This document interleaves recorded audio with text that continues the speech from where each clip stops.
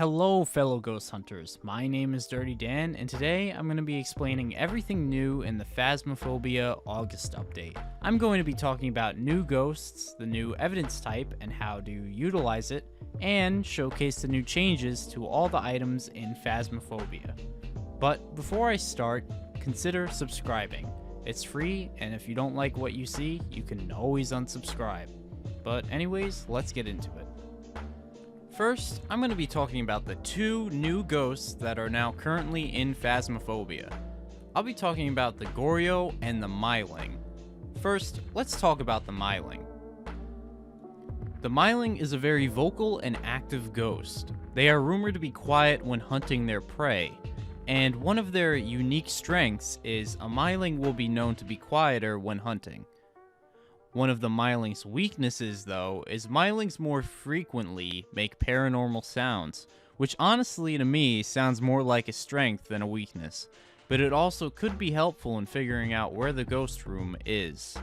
But that is it for the Myling, a scary and new ghost that you probably don't want to mess with. Now, onto the Goryo.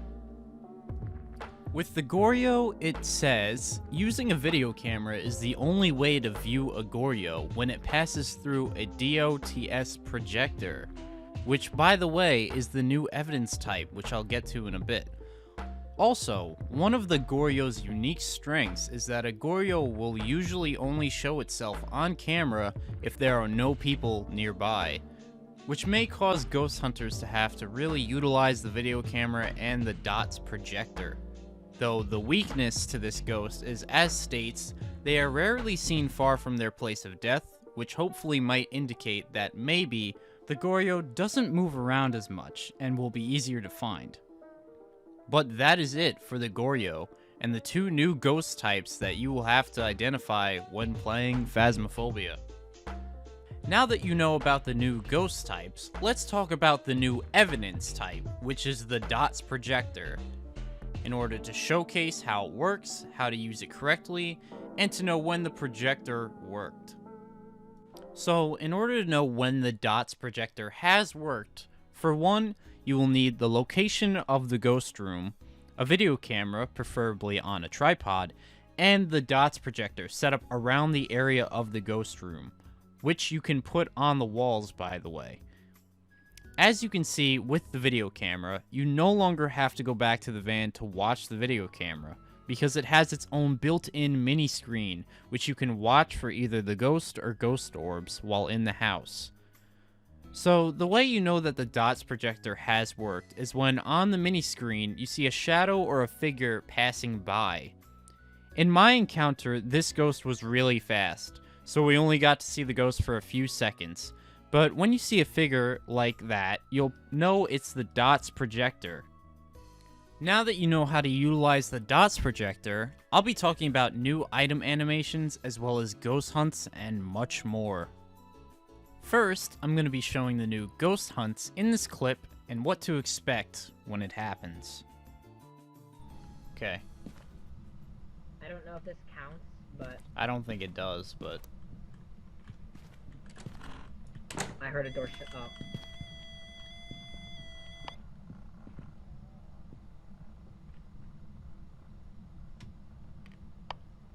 It's down here. Shh.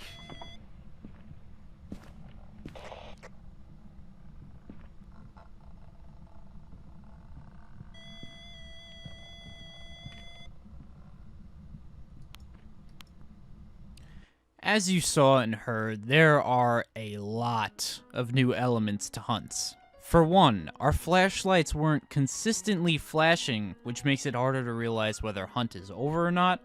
The second, my friend had said something, the ghost immediately reacted to it and started to make our lights flicker and the EMF to go off. It's also a little difficult to realize when the hunt has started. For me, the only indication that I knew was that the main door locked. And lastly, when the ghost is looking for you, no, they have different noises, such as heavy breathing, the creaking noise that you just heard, and a lot of other noises that exist in the game. The ghost also can see your flashlight now, so whenever there's a hunt, make sure to keep it off. Next, I'll be talking about everything that's new with some of the items in the game. For all of the items, they all got new cosmetic changes as well as the equipment layout, which is a lot more organized than the older one. But first item I want to talk about that's different is the salt animation. As you can see in the footage, the ghost will now kick the salt or step in it, showing a spritz of salt in the air or a footprint as they step through it, as well as the new red and white bottle that the salt comes in, which looks really nice and a lot more professional due to its proper branding. Next item I'll be talking about with a new animation is the ghostwriting book. The ghostwriting book now has a cool animation when used where the pen starts scribbling and moving across the book while it's being used.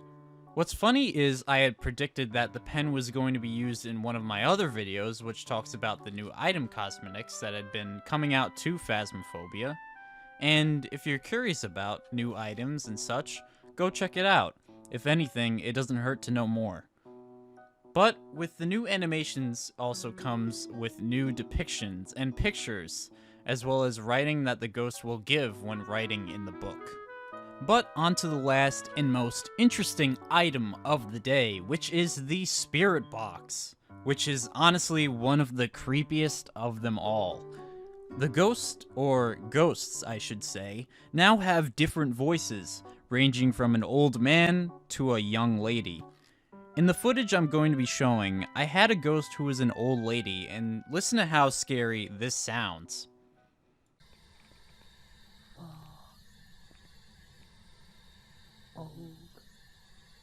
Now, granted that wasn't as scary as you probably thought. I can assure you, the other ghosts are a lot scarier than this old hag. But that is it for all the new item animations as well as everything I'm going to be talking about with the new update. If you enjoyed this video, please make sure to like the video as well as subscribe. It's free, and if you don't want to be subscribed anymore, you can always unsubscribe. But anyways, thank you all for watching, and I'll see you in the next one.